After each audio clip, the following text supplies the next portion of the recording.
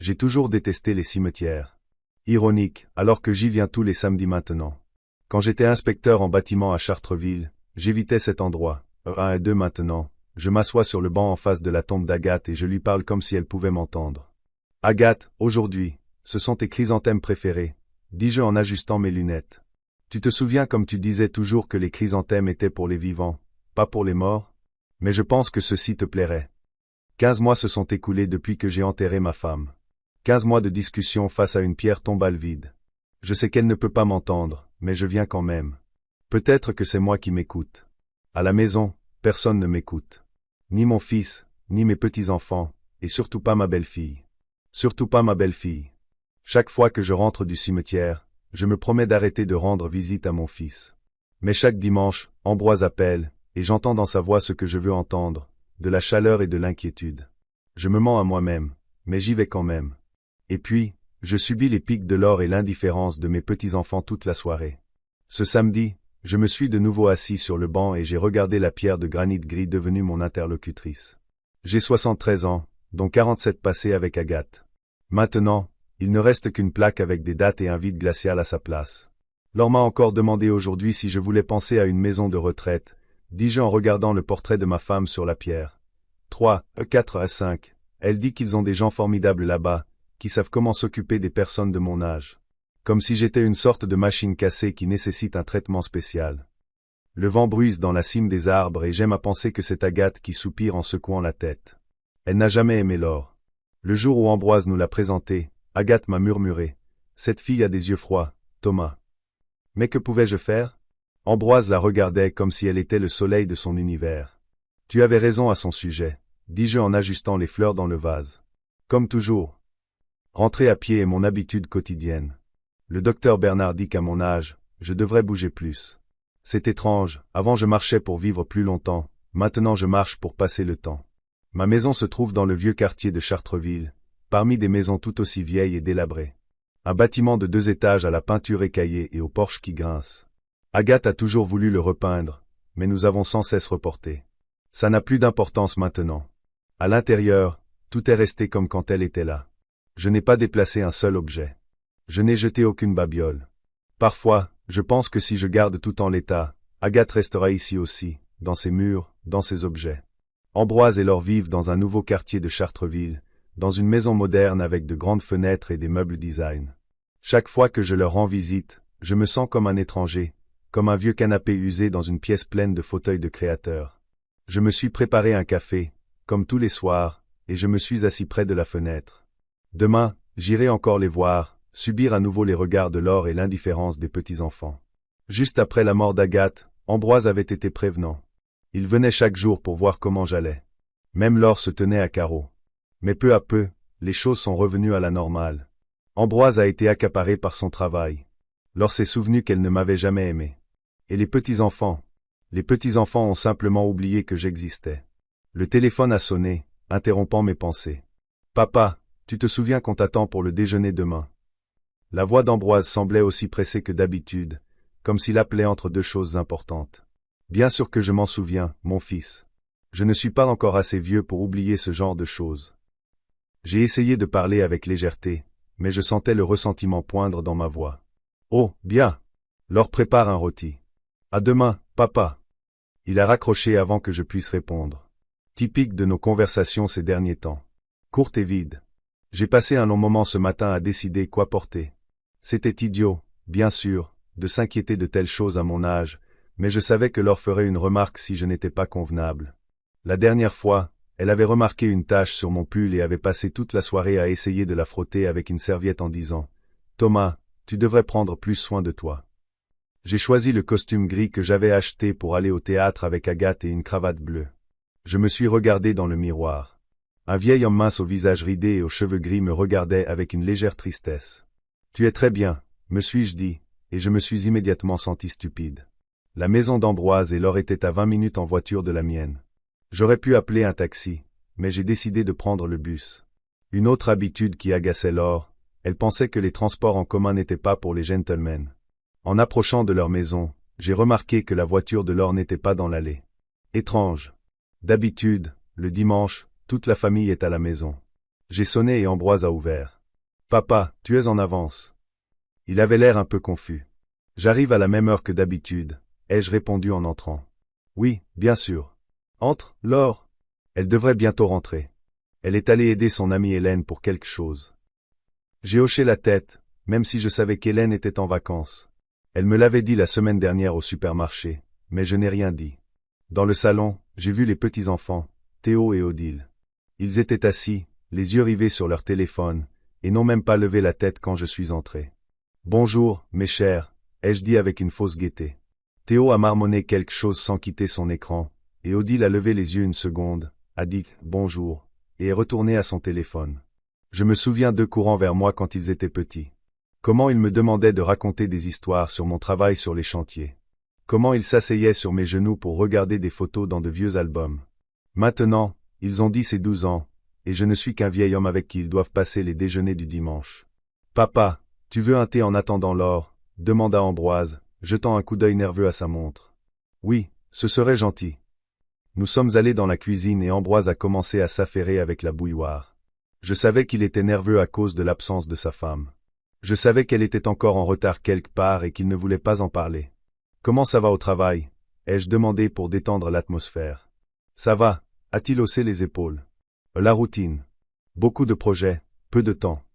Ambroise travaillait comme architecte dans un grand cabinet. Il avait toujours été un garçon ambitieux, et j'étais fier de ses réussites. Mais dernièrement, nous ne parlions presque plus de son travail. Il se contentait de généralités et changeait de sujet. Et ton dos ? A-t-il demandé. Il te fait toujours mal. Parfois, mais je gère. Tu devrais peut-être voir un bon spécialiste. Laure a dit que la maison de retraite Les 12 Collines avait d'excellents médecins. Et voilà. C'était reparti. La maison de retraite. 3, 4, 5, comme si de rien n'était dans la conversation. Je n'ai pas besoin des médecins d'une maison de retraite, Ambroise. J'ai le docteur Bernard, et il fait un excellent travail. Ambroise voulait répondre quelque chose, mais à ce moment-là, nous avons entendu la porte d'entrée s'ouvrir. Laure était de retour. Elle est entrée dans la cuisine avec des sacs de course. Ses cheveux blonds étaient attachés en une queue de cheval haute, et elle arborait un sourire, le même qu'elle portait toujours quand elle voulait cacher quelque chose. « Thomas » s'est-elle exclamée comme si elle venait de m'apercevoir. « Tu es là. Je suis désolé, j'ai été retenu au magasin. J'ai pensé prendre quelques légumes frais pour la salade. » J'ai hoché la tête, même si je voyais bien qu'il n'y avait pas de légumes dans ses sacs. « Ce n'est rien, Laure. Ambroise et moi parlions de son travail. »« Oh, c'est merveilleux. » Elle a posé les sacs sur la table et s'est approchée de son mari pour l'embrasser sur la joue. « Chérie, as-tu déjà parlé de ton nouveau projet à ton père ?» Ambroise était embarrassé. « Non, pas encore. »« Thomas, vous n'avez aucune idée du talent de votre fils, » a poursuivi Laure avec un enthousiasme exagéré. Son projet a été choisi pour un nouveau centre commercial en banlieue. C'est un tel honneur. Félicitations, mon fils. J'étais sincèrement heureux pour lui. Pourquoi ne me l'as-tu pas dit avant? Je ne voulais pas le dire avant la confirmation officielle. Il était clairement mal à l'aise. Mais la confirmation est arrivée la semaine dernière, le regarda lors d'un air de reproche. Thomas, sans vouloir vous offenser, mais Ambroise a tellement de choses en tête qu'il en oublie même les choses importantes. Je savais qu'elle mentait. Je savais qu'Ambroise ne voulait tout simplement pas partager ses succès avec moi. Il me parlait de moins en moins de sa vie ces derniers temps, comme si j'étais un étranger. Je comprends, ai-je dit en essayant de rester calme. Nous avons tous nos propres préoccupations. Laure a commencé à trier les sacs, m'ignorant ostensiblement. Puis elle s'est tournée vers les enfants qui étaient toujours dans le salon avec leur téléphone. Théo, Odile, venez aider à mettre la table, a-t-elle crié. Votre grand-père est déjà là. Les enfants se sont levés à contre-cœur et sont allés dans la cuisine. Bonjour, papy, a dit Odile sans me regarder. Bonjour, ma chérie. J'ai essayé de la serrer dans mes bras, mais elle m'a esquivé et a commencé à mettre les assiettes. Théo a juste hoché la tête et a pris les couverts. Je me souviens à quel point ils aimaient quand je venais. Comment ils me demandaient de raconter des histoires sur les chantiers et les bâtiments que j'inspectais. Maintenant, ils remarquaient à peine ma présence. Thomas, ça ne vous dérange pas de ne pas rester dans le passage, demanda alors avec un sourire étrange. On essaie de mettre la table. Je me suis écarté, me sentant de trop dans cette maison. Ambroise s'affairait avec le rôti, évitant clairement de me regarder. Quand nous nous sommes finalement assis à table, Laure a commencé à parler de sa semaine, comment elle était allée au spa, comment elle avait rencontré ses amis, comment elle avait emmené Odile à la danse. Elle parlait sans arrêt, ne laissant personne d'autre en placer une. Et votre semaine, Thomas, a-t-elle finalement demandé quand elle a épuisé ses histoires. Qu'avez-vous fait? Elle avait l'air condescendante, comme si elle posait la question à un petit enfant. Pas grand-chose, ai-je répondu. Lire, aller au parc, voir des amis. Des amis, a-t-elle haussé les sourcils. Vous avez encore des amis? Alors, a dit Ambroise d'un ton d'avertissement. Quoi? Je demandais juste. À son âge, beaucoup de gens sont déjà, vous savez. J'ai serré ma fourchette un peu plus fort que nécessaire. Oui, Laure. J'ai encore des amis. Tout le monde ne meurt pas à 70 ans. Bien sûr que non, a-t-elle dit en agitant la main. Je m'inquiète juste pour vous. Vous vivez seul dans une si grande maison. Ça pourrait être dangereux. Et encore une fois, chaque conversation tournait autour du fait que je devais déménager. Ma maison n'est pas si grande, ai-je dit. Et je me débrouille très bien tout seul. Mais si vous tombez ou si vous oubliez d'éteindre la cuisinière. Elle me regarda avec une fausse inquiétude. Dans une maison de retraite, on prendrait soin de vous.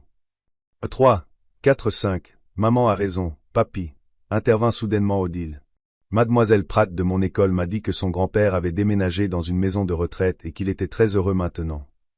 J'ai regardé ma petite fille, surpris de son intérêt soudain pour la conversation, mais je pouvais voir dans ses yeux qu'elle ne faisait que répéter ce qu'elle avait entendu de sa mère. Merci pour ta sollicitude, ma chérie, ai-je dit en essayant de ne pas montrer ma déception. Mais je préfère rester dans ma propre maison. Vous êtes si têtu, Thomas, soupira Laure. Tout comme votre femme. C'était un coup bas. Elle savait à quel point Agathe me manquait, et elle s'en servait. Oui, je le suis, ai-je dit doucement, et j'en suis fier. Le reste du déjeuner s'est déroulé dans un silence tendu. Les enfants sont retournés à leur téléphone. Ambroise étudiait avec diligence le contenu de son assiette, et Laure me lançait des regards irrités. Quand l'heure du dessert est arrivée, elle s'est soudain souvenue qu'elle avait oublié d'acheter de la glace. Je suis vraiment désolé, Thomas, a-t-elle dit sans la moindre trace de regret. Je sais à quel point vous aimez la glace. Ce n'est rien, ai-je dit. Je n'ai plus faim. Je pourrais aller au magasin, a suggéré Ambroise, voulant clairement échapper à l'atmosphère tendue. Non, non, c'est bon, a dit Laure rapidement. J'ai des biscuits. Vous aimez les biscuits, Thomas, n'est-ce pas? Elle n'a pas attendu ma réponse et a quitté la pièce. Elle est revenue une minute plus tard avec un paquet de biscuits que je détestais, et elle le savait bien. Tenez, servez-vous. Elle a placé l'assiette devant moi. Merci, mais je pense que je vais passer mon tour, ai-je dit. Comme vous voulez, a-t-elle haussé les épaules et s'est tournée vers les enfants. Théo, Odile, qui veut des biscuits? Les enfants en ont pris un chacun en silence, gardant leurs téléphones allumés. J'ai senti qu'il était temps de partir. Ce déjeuner du dimanche, comme tous les autres avant lui, s'était transformé en torture. Je devrais probablement y aller, ai-je dit en me levant de table. Déjà? Ambroise m'a regardé avec un léger soulagement. Mais il est tôt. J'ai des choses à faire, ai-je menti. Merci pour le déjeuner. Je vous accompagne. Il s'est levé et m'a suivi jusqu'à la porte. Ambroise m'a serré maladroitement dans ses bras en sortant. Je suis désolé pour Laure, a-t-il dit doucement. Elle s'inquiète juste pour vous. Je savais que ce n'était pas vrai. Elle ne s'inquiétait pas une seconde pour moi, mais... J'ai hoché la tête parce que je ne voulais pas me disputer avec mon fils. Bien sûr, je comprends. On se voit la semaine prochaine, a-t-il demandé en ouvrant la porte. Oui, bien sûr. Je savais que je reviendrais, quoi qu'il arrive, parce que c'est mon fils et que je l'aime. Sur le chemin du retour, j'ai pensé à combien ma vie avait changé depuis la mort d'Agathe. Comment j'étais devenu un étranger dans la famille de mon propre fils. Comment Laure avait fait de moi un fardeau dont il fallait se débarrasser. J'ai remarqué que dernièrement, elle était souvent absente lors de mes visites. Aujourd'hui, elle était en retard. La dernière fois, elle est partie au milieu du déjeuner, prétextant un appel urgent d'une amie. Et chaque fois, elle revenait avec une légère rougeur sur les joues et une étincelle dans les yeux qui ne pouvait s'expliquer par un simple passage au magasin ou une visite chez une amie.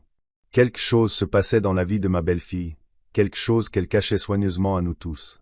Et je commençais à soupçonner que ce quelque chose pourrait détruire la famille de mon fils. Quand je suis rentré à la maison, je me suis assis dans un fauteuil près de la fenêtre et j'ai longuement regardé la photo d'Agathe. Elle me souriait depuis la photo, et je pouvais presque entendre sa voix. Thomas, tu dois découvrir ce qui se passe, pour le bien d'Ambroise. Et j'ai décidé que je découvrirais où Laure disparaissait et pourquoi elle insistait tant pour se débarrasser de moi. Mardi fut un jour de révélation. Habituellement, le mardi, je vais au parc de la ville, je m'assois sur un banc près de l'étang et je nourris les canards. C'est une petite chose, mais c'est une habitude qui a commencé quand Agathe était en vie. Nous y allions souvent ensemble, et maintenant je continue de le faire seul, une sorte de rituel qui me lie au passé. Le temps était couvert ce matin-là, mais il ne pleuvait pas.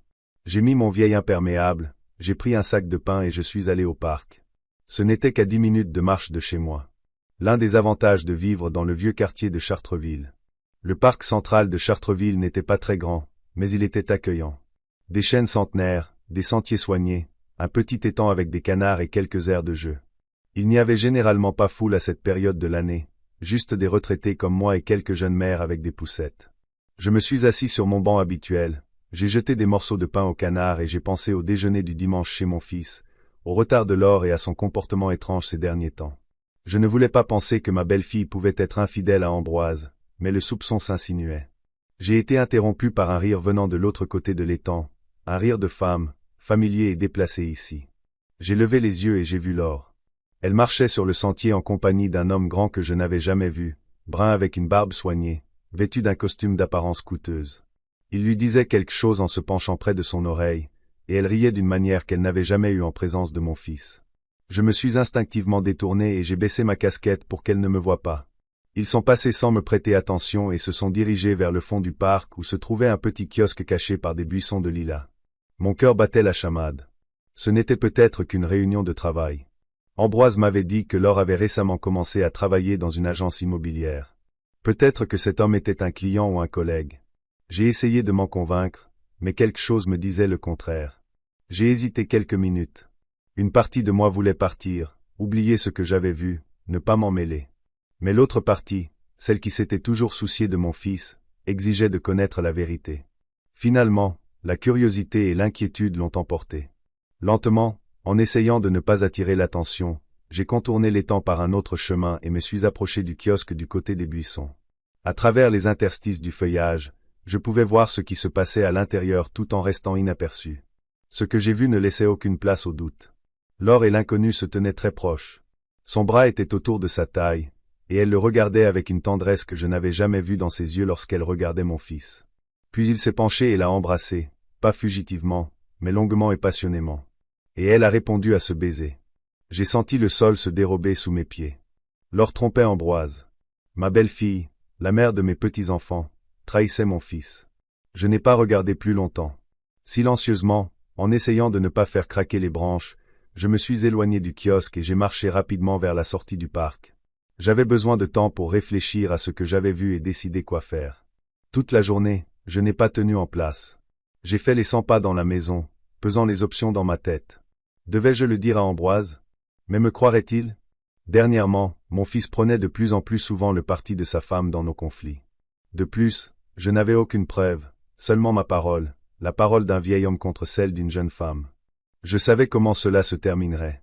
Confronter Laure ne semblait pas non plus une bonne idée. Elle pourrait tout nier, puis monter Ambroise et les enfants encore plus contre moi, me dépeignant comme un vieil homme sénile qui invente des histoires. En fin d'après-midi, j'ai réalisé que j'avais besoin d'aide, de quelqu'un qui pourrait rassembler des preuves de la trahison de Laure. Et j'ai pensé à Pierre Hébert. Pierre était un ami de mon défunt frère, Edmond. Ils avaient servi ensemble dans la police de Chartreville jusqu'à ce que Pierre prenne sa retraite et ouvre une agence de détectives privés. 6, 7, 8 et nous n'étions pas proches, mais nous gardions le contact, nous retrouvant occasionnellement pour un café et pour nous remémorer le bon vieux temps.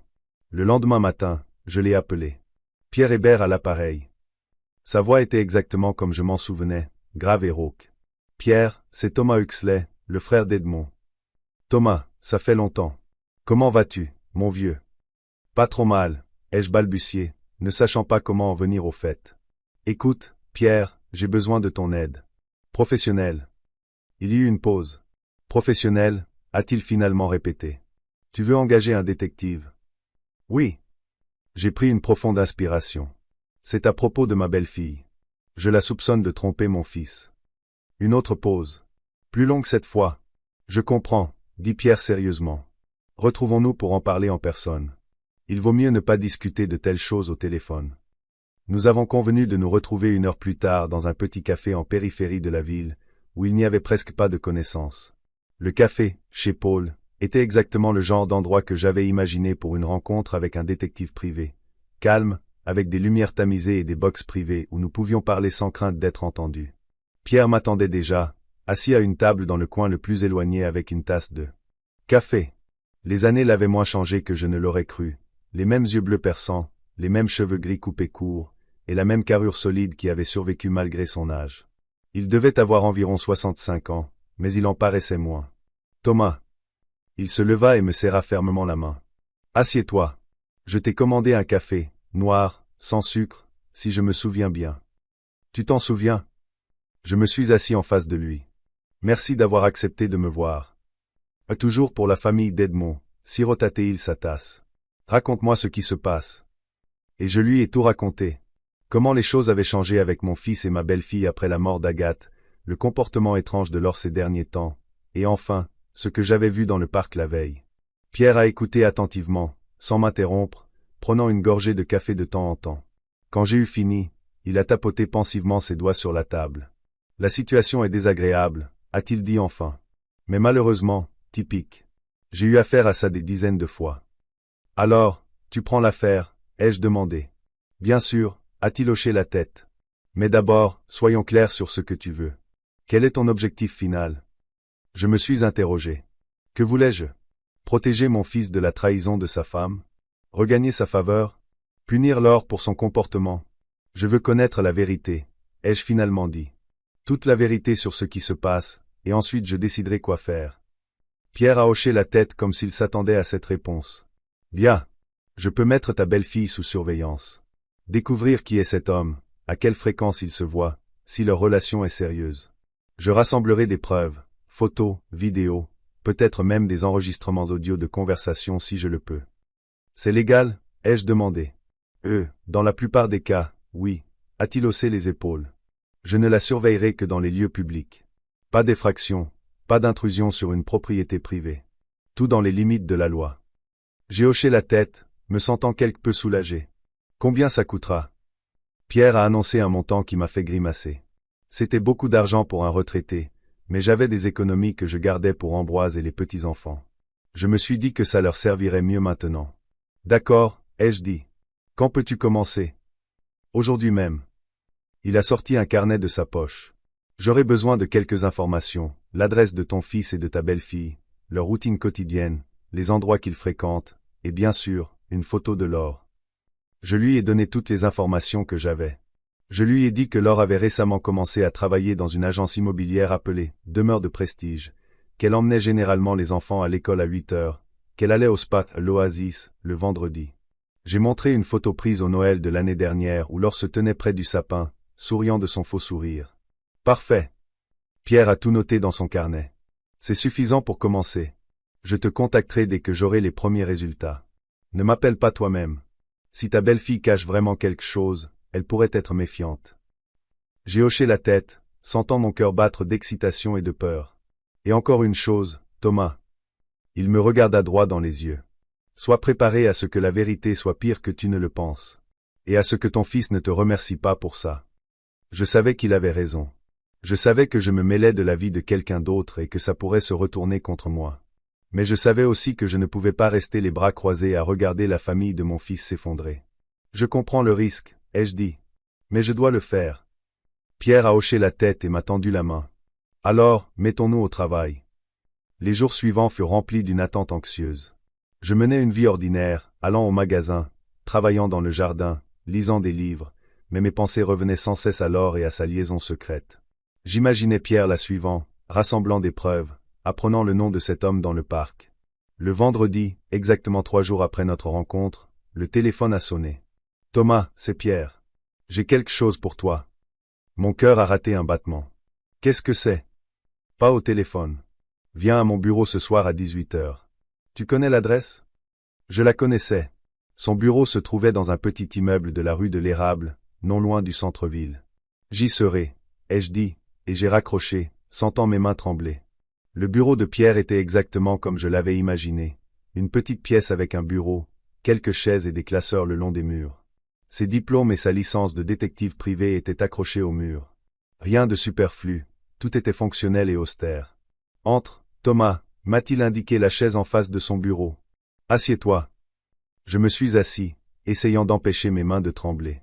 Pierre a sorti un dossier du tiroir de son bureau et l'a posé devant moi. Voici ce que j'ai appris ces 3 derniers jours, a-t-il dit. Ta belle-fille voit effectivement un autre homme. Il s'appelle Romain Primo, et il travaille comme directeur pour la même agence immobilière qu'elle. 42 ans, divorcé, pas d'enfant. Il a ouvert le dossier et m'a montré une photo du même homme que j'avais vu dans le parc avec Laure. Il se voit presque tous les jours, a poursuivi Pierre. Généralement à l'heure du déjeuner ou après le travail. Parfois dans le parc, parfois dans un café à l'autre bout de la ville, mais le plus souvent au motel Le Pin Vert à la sortie de Chartreville. Il m'a montré une série de photographies, Laure et Romain entrant dans le motel, Laure en sortant 2 heures plus tard en se recoiffant, Romain l'embrassant pour lui dire au revoir près de la voiture. Apparemment, leur relation dure depuis un certain temps, a dit Pierre. Le personnel du motel les reconnaît. Ils prennent toujours la même chambre. J'ai senti mes entrailles se nouer de douleur et de colère. C'était une chose de soupçonner, et une autre de voir la preuve de la trahison en noir et blanc. Il y a autre chose. Pierre a sorti un petit appareil ressemblant à un enregistreur du dossier. J'ai réussi à enregistrer leur conversation au café hier. Je pense que tu devrais l'entendre. Il a appuyé sur un bouton, et des voix ont rempli la pièce. D'abord, j'ai entendu le rire de Laure, le même que j'avais entendu dans le parc, léger et insouciant. Puis une voix d'homme, grave et confiante. Quand vas-tu enfin lui dire, a demandé l'homme. Bientôt, Romain. Je te le promets, a répondu Laure. Ce n'est juste pas le bon moment. Je dois d'abord m'occuper du vieil homme. Son père. L'homme semblait agacé. Tu parles de lui depuis 6 mois et rien n'a changé. J'y travaille. La voix de Laure était suppliante. J'ai presque convaincu Ambroise de le mettre dans une maison de retraite. 3 4 5 Une fois que le vieil homme aura déménagé, nous vendrons sa maison et aurons l'argent pour un apport personnel pour la nôtre. Et s'il n'est pas d'accord? Il le sera, a-t-elle dit avec assurance. Il n'a pas le choix. Il est vieux. Il sera bientôt sénile. Ambroise réalise qu'il ne peut pas s'occuper de lui. Et je ne vais certainement pas jouer l'infirmière pour ce sanglier. Ils ont ri tous les deux, et Pierre a éteint l'enregistrement. Il y en a plus, a-t-il dit. Mais je pense que tu as saisi l'essentiel. Je suis resté assis, abasourdi par ce que j'avais entendu. Ce n'était pas seulement de la trahison. Il prévoyait de se débarrasser de moi, de vendre ma maison et d'utiliser l'argent pour commencer une nouvelle vie. Et Ambroise, mon fils pensait-il vraiment à me mettre dans une maison de retraite? 3 4 5 Qu'est-ce que tu vas faire? Demanda Pierre, me regardant attentivement. Je ne savais pas. Une partie de moi voulait aller voir mon fils immédiatement, lui montrer les photos, lui faire écouter l'enregistrement. Mais l'autre partie avait peur de sa réaction. Et s'il ne me croyait pas? Et s'il prenait le parti de sa femme? Je dois y réfléchir, ai-je finalement dit. C'est trop pour décider d'un coup. Pierre a hoché la tête, compréhensif. Emporte le dossier avec toi, a-t-il dit. Et l'appareil aussi. Il y a quelques autres enregistrements dessus. Écoute-les à la maison, à tête reposée. Et ensuite, décide. J'ai pris le dossier et l'enregistreur, sentant leur poids, non pas tant dans mes mains que sur mon cœur. Merci, Pierre, ai-je dit. Tu as fait du bon travail. Je ne fais que mon travail, a-t-il haussé les épaules, mais je pouvais voir de la sympathie dans ses yeux. Appelle-moi quand tu auras décidé quoi faire. Je pourrai peut-être t'aider. J'ai hoché la tête et je suis sorti du bureau, serrant le dossier si fort que mes jointures sont devenues blanches. À la maison, j'ai étalé les photos sur la table et je les ai regardées longuement, comme pour y trouver une erreur, une preuve que tout cela n'était qu'un malentendu. Mais plus je regardais, plus la vérité devenait claire. Laure trahissait mon fils, et elle prévoyait de se débarrasser de moi. J'ai allumé l'enregistreur et j'ai écouté le reste des enregistrements. Dans l'un, Laure et Romain discutaient de la façon dont ils vivraient ensemble après qu'elle aurait quitté Ambroise. Dans un autre, elle se plaignait de mon fils, le qualifiant de mou et d'ennuyeux. Dans le troisième, il parlait des enfants, qu'Odile resterait probablement avec Ambroise, et que c'était encore mieux parce que Romain n'aimait pas les enfants. Chaque mot était comme un coup de couteau. Je pensais à mon fils, à mes petits-enfants, à la façon dont leur vie serait détruite quand la vérité éclaterait. Et elle éclaterait. Tôt ou tard, Laure partirait de toute façon pour son amant, abandonnant ma famille. Je devais faire quelque chose. Mais quoi? Le dire directement à Ambroise? Mais me croirait-il? Ne penserait-il pas que j'essayais juste de le séparer de sa femme par animosité personnelle? Confronter Laure? Mais à quoi cela servirait-il, sinon à m'aliéner davantage la famille de mon fils?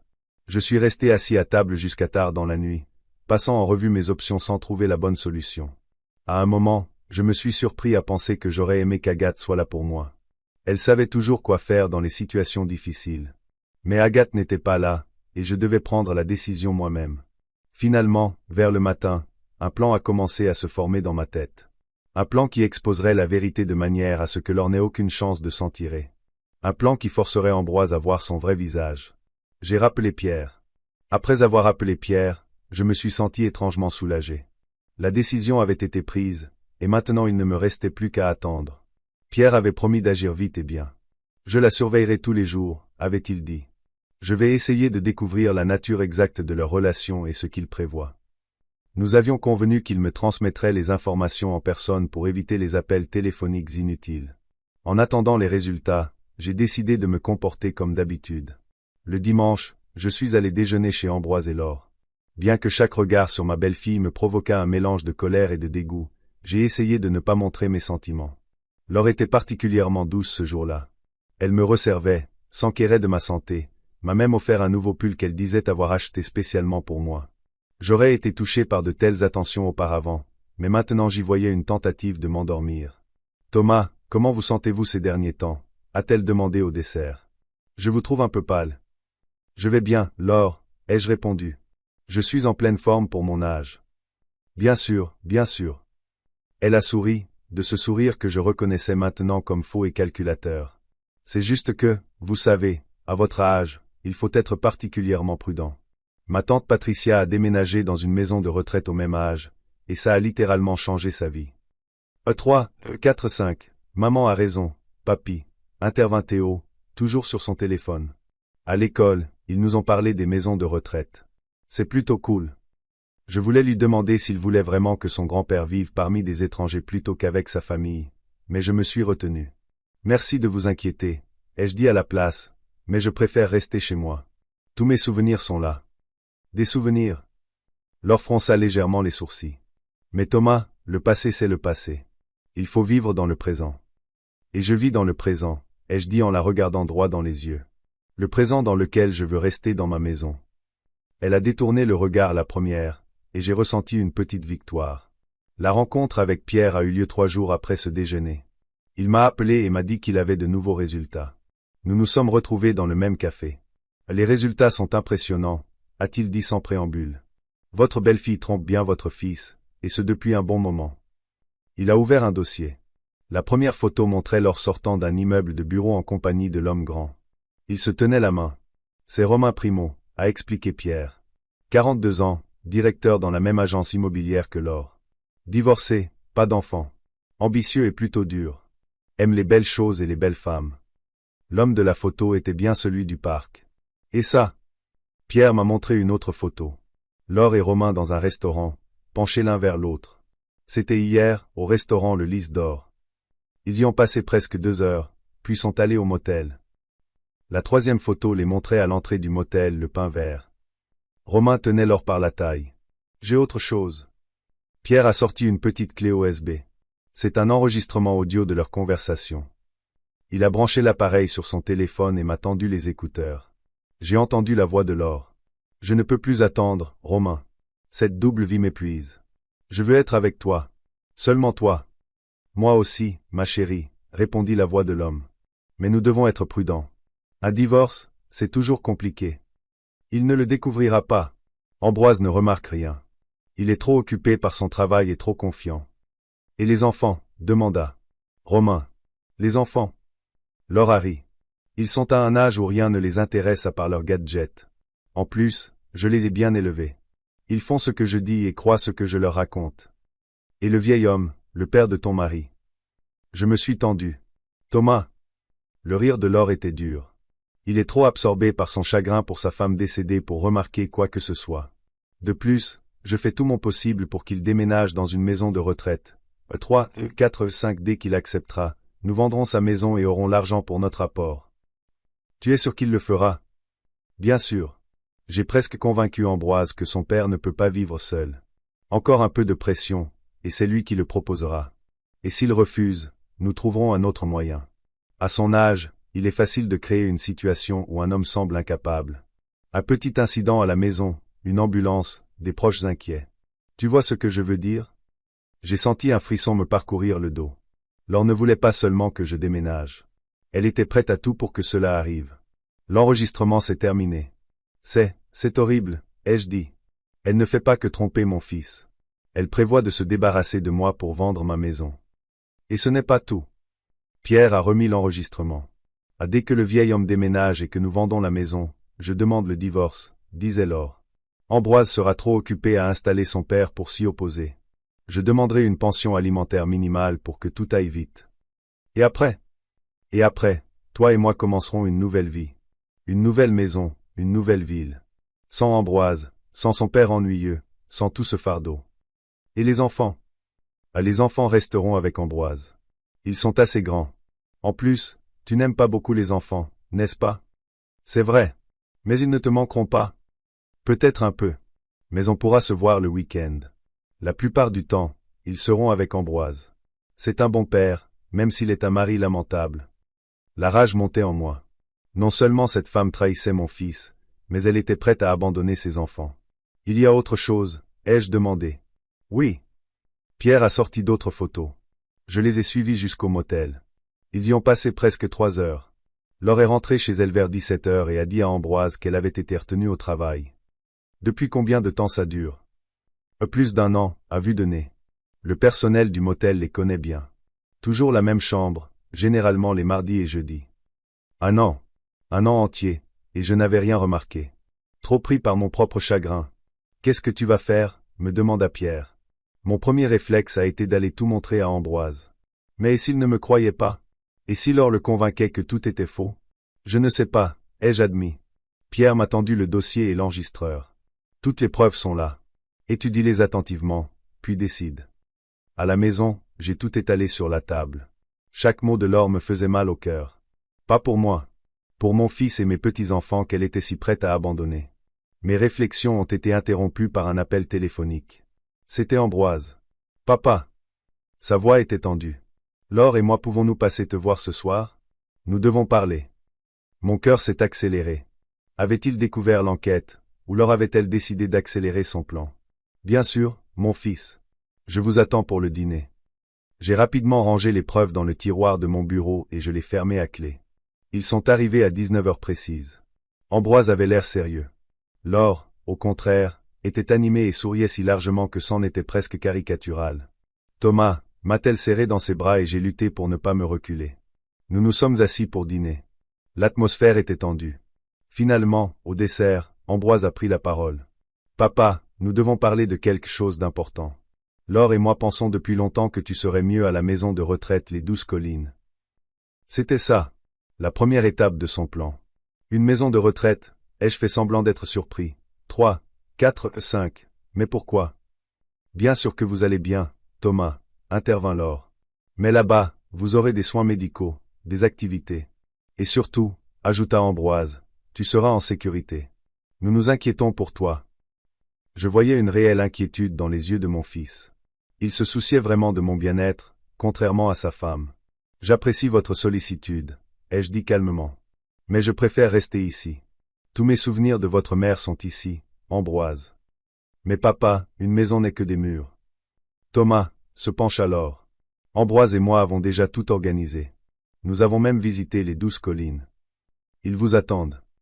Et c'est cher, je suppose, ai-je demandé, la regardant droit dans les yeux. L'argent n'est pas un problème, a-t-elle dit avec assurance. Nous vendrons votre maison et paierons votre séjour pour les prochaines années. La voilà. Elle ne cherchait même pas à cacher qu'elle voulait vendre ma maison. Ma maison n'est pas à vendre, ai-je dit fermement. Et je ne déménage pas. Laure a jeté un regard à Ambroise, l'exhortant à intervenir. Papa. Il a posé sa main sur la mienne. Réfléchis, grec, d'accord. J'ai hoché la tête, soulagé que la conversation soit terminée. Mais je savais que ce n'était que le début. Laure n'abandonnerait pas si facilement. Quand ils sont partis, je suis resté assis longtemps à réfléchir. Ma belle-fille n'était pas seulement infidèle. Elle prévoyait de détruire sa famille, de prendre sa maison et de me mettre dans un établissement pour ne pas la gêner. Et elle avait presque réussi. Je ne pouvais pas laisser faire ça. Un plan a commencé à se former dans mon esprit. J'ai appelé Pierre. Pierre, j'ai de nouveau besoin de ton aide. J'ai une idée pour démasquer Laure. Je lui ai exposé mon plan. Il a écouté attentivement. C'est risqué, a-t-il dit, mais ça pourrait marcher. La clé est de choisir le bon endroit et le bon moment. Nous avons décidé de nous revoir le lendemain. J'ai passé une nuit agitée. Le matin, je me sentais épuisé mais déterminé. Alors, a dit Pierre alors que nous étions assis à son bureau, revoyons le plan. Tu veux organiser un dîner de famille au restaurant et montrer la vidéo avec les preuves de l'infidélité de Laure pendant le dîner? Oui, ai-je hoché la tête. Mais pas tout de suite. Je veux lui donner une chance de se montrer, de révéler son vrai visage. Laissez-la penser qu'elle a gagné, que je suis prêt à accepter la maison de retraite. 3, 4, 5, et quand elle sera triomphante, c'est là que nous montrerons la vidéo. D'accord. Mais il faut trouver un restaurant où l'on peut diffuser la vidéo. J'ai une idée, ai-je dit. Le restaurant chez Marco, en centre-ville. Ils ont des salons privés avec de grands écrans pour les présentations. Bonne idée. Mais il faudra parler au gérant. Nous avons décidé que Pierre parlerait lui-même au gérant du restaurant. En tant qu'ancien policier, il saurait être persuasif. Ce soir-là, Ambroise a appelé. Papa, Laure et moi voudrions t'inviter à dîner au restaurant ce samedi, pour parler. Tranquillement. Je savais de quoi il s'agissait. Bien sûr, mon fils. Quel restaurant? Laure suggère le Lys d'Or. Ah, le restaurant où elle retrouvait Romain. Choix intéressant. Et si on allait chez Marco? Ai-je suggéré? J'ai envie d'y aller depuis un moment. Chez Marco? Oui, c'est une bonne option. Laure ne sera pas contre. Formidable. Les enfants seront avec vous? Non, nous pensions que ce serait une conversation d'adultes. Je comprends. Mais je ne vois pas souvent mes petits-enfants. Pourquoi ne pas les emmener? Ils me manquent. Il y eut une pause. D'accord, dit-il enfin. Nous prendrons les enfants. Merveilleux. À samedi alors. Quelle heure? 19 heures, je vais réserver. Non, non, laisse-moi faire, ai-je dit rapidement. C'est ma tournée. J'ai immédiatement appelé Pierre. Parfait, a-t-il dit. J'ai déjà parlé au gérant du restaurant. Il s'appelle Vincent et il a accepté de nous aider. Nous pouvons réserver un salon privé et utiliser leur équipement. Que lui as-tu dit? À la vérité. Enfin, une partie de la vérité. Que nous menions une enquête privée sur un adultère et que nous devions montrer les preuves aux personnes concernées. Le lendemain, Pierre et moi avons rencontré Vincent chez Marco. Le salon était parfait. Cosy, avec une grande table et un écran sur un mur. Vincent nous a montré comment fonctionnait le système de lecture vidéo. Nous avons besoin que la vidéo démarre à un moment précis, sur un signal, a dit Pierre. C'est possible. Un de nos employés peut se tenir à l'extérieur et lancer la vidéo quand vous donnerez le signal. Par exemple, vous pouvez appuyer sur ce bouton d'appel du serveur. Il a montré un petit bouton sur la table. Parfait. Encore une chose. Une fois la vidéo lancée, nous avons besoin que personne n'entre dans le salon. Je comprends. Je donnerai des instructions au personnel. Et si nécessaire, nous avons des agents de sécurité.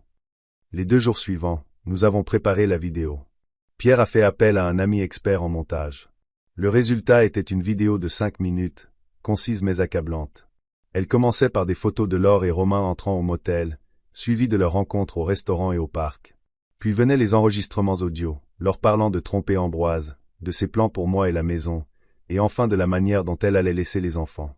Le vendredi soir, nous avons regardé la vidéo terminée dans le bureau de Pierre. C'est douloureux à voir, ai-je admis, mais c'est la vérité. Et Ambroise doit la connaître. Pierre a mis la vidéo sur une clé USB. Demain, je serai au restaurant à l'avance pour tout vérifier. Je serai prêt à lancer la vidéo à ton signal. Tu seras là. Pas dans le salon avec vous. Je serai à proximité, dans une arrière-salle. Vincent a tout organisé. Sa présence, même en coulisses, me donnait confiance. Je me suis réveillé tôt le samedi. La journée s'est étirée, angoissante. À 17 heures, j'ai commencé à me préparer. J'ai mis mon plus beau costume, celui que m'avait offert Agathe. Je me suis regardé dans le miroir. Aujourd'hui, Agathe, ai-je dit à voix haute, je protégerai notre famille. À 18h30, j'ai pris un taxi pour le restaurant. Pierre m'attendait. Tout est prêt. Dès que tu appuieras sur le bouton, le spectacle commencera. Et si Laure essaie d'arrêter la vidéo? Ne t'inquiète pas. Les portes seront verrouillées dès que la projection commencera. Personne ne pourra sortir. Je me suis installé dans le salon, à la tête de la table, en face de l'écran. À 18h55, Vincent a frappé. Monsieur Huxley, votre famille est arrivée. Quelques secondes plus tard, la porte s'est ouverte. Ambroise, Laure, Théo et Odile sont entrés. Ambroise semblait tendu. Laure arborait son faux sourire, et les enfants, comme d'habitude, étaient absorbés par leur téléphone. « Papa !» Ambroise m'a serré dans ses bras. « Tu es magnifique. » Laure m'a embrassé sur la joue, son parfum trop sucré m'a envahi. « Quel beau salon tu as choisi, Thomas. L'endroit parfait pour un dîner de famille. » Les petits-enfants m'ont salué à contre-cœur. Nous nous sommes assis. Le serveur a apporté des apéritifs. La conversation était au début forcée.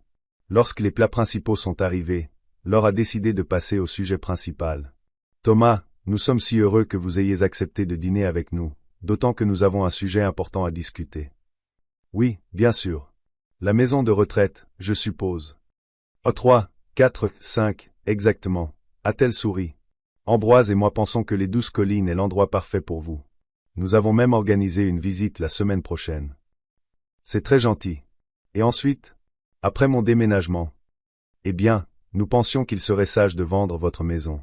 L'argent de la vente pourrait servir à payer votre séjour. Je comprends. Combien pensez-vous que ma maison vaut? Nous n'avons pas encore fait d'estimation officielle, mais je dirais au moins 350 000 €, peut-être même 400 000. Ses yeux brillaient. C'est beaucoup d'argent, ai-je dit. Assez pour la maison de retraite et pour d'autres besoins, je suppose. À 3, 4, 5, bien sûr. Votre séjour sera entièrement pris en charge, et le reste de l'argent pourra être investi pour les besoins de la famille. J'ai regardé Ambroise. Il semblait mal à l'aise. Et quand prévoyez-vous mon déménagement? Le plus tôt sera le mieux. Peut-être d'ici un mois. J'ai hoché lentement la tête, comme si je considérais ses paroles. Puis j'ai posé mon verre. Vous savez, Laure, j'ai beaucoup réfléchi à tout ça. Elle me regarda avec avidité. Et j'ai pris une décision. Mais avant de vous la communiquer, j'aimerais vous montrer quelque chose. Quelque chose qui pourrait vous faire changer d'avis sur beaucoup de choses. J'ai appuyé sur le bouton d'appel du serveur. Laure avait l'air perplexe. Nous montrer? Que voulez-vous nous montrer, Thomas? À ce moment-là, les lumières se sont tamisées, et l'écran s'est allumé. Les premières images sont apparues. Laure et Romain, entrent main dans le motel. Laure se figea, bouche bée. La date et l'heure dans le coin ne laissaient aucun doute. Qu'est-ce que c'est? A-t-elle finalement réussi à articuler, se tournant vers moi? Je suis resté silencieux. Les images changeaient, Laure et Romain au restaurant, s'embrassant dans le parc, entrant à nouveau au motel un autre jour. Ambroise était assis, immobile, son visage devenant livide. Théo et Odile avaient lâché leur téléphone et regardaient l'écran, les yeux écarquillés. « Éteignez ça !» Laure a bondi de sa chaise. « Éteignez ça maintenant !» Elle s'est précipitée vers la porte, mais l'a trouvée verrouillée. Pendant ce temps, l'audio a commencé. La voix de Laure, reconnaissable, remplissant la pièce. « Je ne peux plus attendre, Romain. Je veux être avec toi. Seulement toi. » Ambroise a tressailli en entendant son nom. Ses mains se sont serrées en poing. Laure, sa voix était basse mais tendue. « Qu'est-ce que ça veut dire? » « Ça ne veut rien dire. » Laure s'est retournée vers la table, le visage tordu de colère. « C'est un faux. Ton père a tout manigancé pour te monter contre moi. » Mais à ce moment-là, une nouvelle scène est apparue. Laure et Romain au café, leurs voix limpides. « Et les enfants ?» demandait Romain. « Les enfants ?» riait Laure. « Ils ne s'intéressent qu'à leurs gadgets. » Théo et Odile se sont tournés vers leur mère, le choc et l'incompréhension sur leur visage. « Maman !» La voix d'Odile tremblait. « Qu'est-ce que tu racontes ?» Laure lui a jeté un regard peiné, mais n'a pas répondu. L'enregistrement continuait. « Et le vieil homme? Thomas. Je fais tout mon possible pour qu'il déménage dans une maison de retraite. 3, 4, 5 une fois qu'il sera d'accord, nous vendrons sa maison et aurons l'argent pour notre apport. » J'ai vu le visage d'Ambroise passer du choc à la colère, de la colère à la douleur. Il regardait sa femme comme s'il la voyait pour la première fois. « C'est donc pour ça que tu insistais tant pour la maison de retraite pour papa, » a-t-il dit doucement. Pas par souci pour lui, mais pour récupérer sa maison. « Non, Ambroise, tu ne comprends pas. » Laure s'est approchée de lui, mais il s'est reculé. Elle a été interrompue par sa propre voix à l'écran. « Ah, dès que le vieil homme déménage et que nous vendons la maison, je demande le divorce. Et après, toi et moi commencerons une nouvelle vie, une nouvelle maison, sans Ambroise, sans son père ringard, sans tout ce fardeau. Et les enfants? Les enfants resteront avec Ambroise. En plus, tu n'aimes pas vraiment les enfants, n'est-ce pas? » Un silence de mort s'est abattu sur le salon. Odile a commencé à pleurer doucement. Théo était assis, immobile, le visage blanc comme un linge. Ambroise fixait le vide. Laure se tenait au milieu de la pièce, les bras ballants. La vidéo s'est terminée, l'écran s'est éteint et la lumière est revenue. J'ai regardé ma famille, brisée, secouée, et j'ai ressenti un étrange mélange de tristesse et de soulagement. Je peux expliquer, a finalement dit Laure. Expliquer quoi? Ambroise a levé les yeux vers elle, la douleur y était lisible. Comment tu m'as trompé? Comment tu as prévu de te débarrasser de mon père et de vendre sa maison? Comment tu as prévu d'abandonner nos enfants? Qu'est-ce que tu veux expliquer exactement, Laure? Tu ne comprends pas. J'étais malheureuse. Tu ne m'as jamais donné ce dont j'avais besoin. Toujours le travail, et Romain, il me comprend, lui. Et les enfants? La voix d'Ambroise tremblait de colère contenue. Tu allais les laisser, aussi? Parce que je ne les appréciais pas. Je n'allais pas les laisser, s'est exclamé Laure. Je les aurais vus. Quand ça t'arrangerait, toi et ton amant, l'a interrompu Ambroise. Laure n'a pas répondu. Et toi, papa? Ambroise s'est tourné vers moi. Tu étais au courant? Depuis combien de temps? Pas longtemps. Je les ai vus ensemble par hasard dans le parc et j'ai décidé de vérifier mes soupçons. J'ai engagé un détective privé. 6, 7 et 8. Et tu as décidé de monter ce spectacle. Pourquoi n'es-tu pas venu me voir d'abord? Parce que tu ne m'aurais pas cru. Tu aurais pensé que j'inventais parce que je n'aime pas Laure. Tu avais besoin de preuves tangibles, et je les ai fournies. Ambroise est resté silencieux un moment. Puis il a hoché lentement la tête. Tu as probablement raison. Je n'aurais pas cru. J'étais aveugle. Papa. Odile a essuyé ses larmes. Maman voulait vraiment nous quitter. Non, papy, intervint Théo, sa voix étonnamment ferme pour un garçon de 10 ans. N'aie pas pitié de nous. Nous avons entendu ce qu'elle a dit. Elle voulait nous quitter parce que son nouvel ami n'aime pas les enfants. Laure a tressailli. Théo, mon chéri, ce n'est pas vrai. Elle a fait un pas vers son fils, mais il s'est reculé. Ne m'appelle pas comme ça. Tu nous as menti. Et maintenant, a finalement demandé Laure, la voix lasse et vaincue. Maintenant. Ambroise s'est levé. À maintenant, tu fais tes valises et tu pars. Chez ton Romain, pour ta nouvelle vie. Sans moi, sans les enfants, sans la maison que tu comptais obtenir en vendant celle de mon père. Ambroise, s'il te plaît, la réparer? Il a souri amèrement. Qu'est-ce que tu veux réparer exactement, Laure? Ta trahison? Tes plans d'abandonner tes enfants? Elle n'a pas répondu. Je vais demander le divorce, a poursuivi Ambroise. Et je demanderai la garde exclusive des enfants. Avec ces preuves, je pense que le tribunal sera de mon côté. Tu ne peux pas m'enlever mes enfants, paniqua Laure. Ce ne sont pas des objets, Laure. Et tu as dit toi-même que tu voulais me les laisser. Ce n'est pas ce que je voulais dire. Quel contexte peut expliquer ce que nous avons tous entendu? Ambroise a secoué la tête. Ça suffit, Laure. Il s'est tourné vers les enfants. Théo, Odile, on s'en va. Les enfants se sont levés sans regarder leur mère. Papa, me dit Ambroise, tu viens avec nous. J'ai secoué la tête. Non, mon fils. Je dois finir quelques petites choses ici. Je reviendrai plus tard. Il a hoché la tête. Il a pris les enfants par la main et les a conduits vers la porte.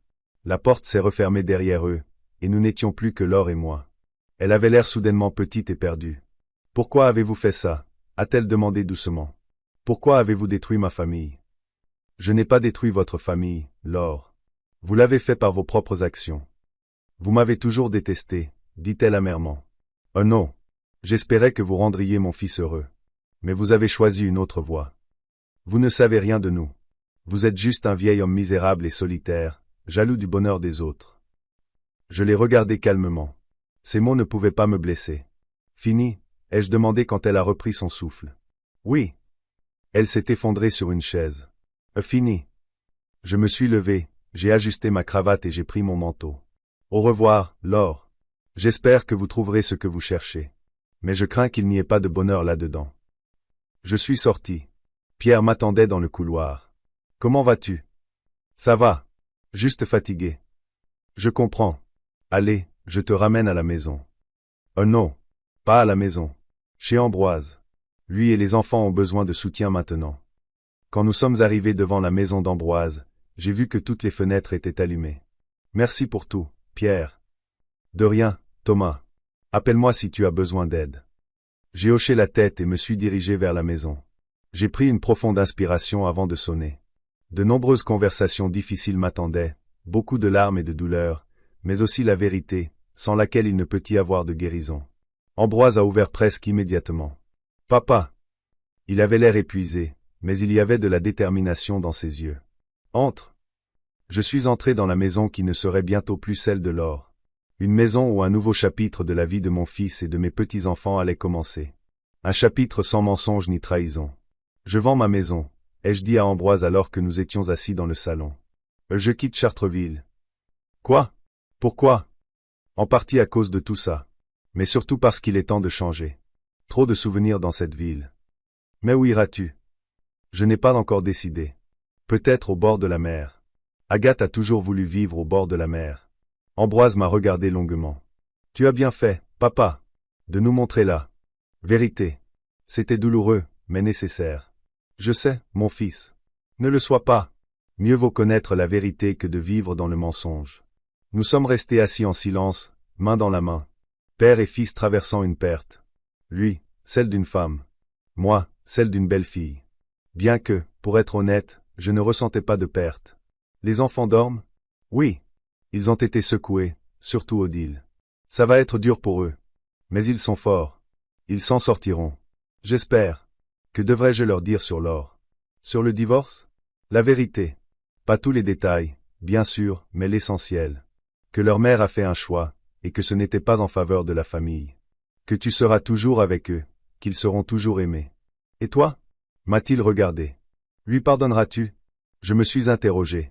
Pardonner alors d'avoir essayé de ruiner la vie de mon fils, d'avoir été prête à abandonner mes petits-enfants, de prévoir de m'utiliser, moi et ma maison, pour son propre gain. Non, ai-je répondu honnêtement. Pas à cause de ce qu'elle m'a fait. À cause de ce qu'elle vous a fait, à toi et aux enfants. Merci, papa, a-t-il dit doucement. D'avoir ouvert mes yeux. D'être là pour moi. Je serai toujours là pour vous, mon fils. Même si je m'en vais. Tard dans la nuit, quand Ambroise s'est finalement endormi sur le canapé, j'ai tranquillement quitté la maison. La nuit était fraîche mais claire. Tu avais raison, Agathe, ai-je dit en regardant les étoiles. Tu as toujours dit que la vérité finit par éclater, peu importe à quelle profondeur on la cache. Et j'ai eu l'impression que les étoiles clignotaient en retour, comme si mon Agathe me souriait depuis les cieux. J'ai continué mon chemin vers la maison, étrangement calme. Demain, un nouveau chapitre de ma vie commencerait. Je vendrai la maison, quitterai Chartreville, recommencerai ailleurs, au bord de la mer, comme Agathe en avait toujours rêvé. Et Ambroise et les enfants, ils s'en sortiraient. Quant à Laure, eh bien, elle a fait son choix, et maintenant elle devra vivre avec les conséquences. Seule avec la réalisation amère qu'elle a perdu quelque chose de précieux en poursuivant l'illusion d'une nouvelle vie.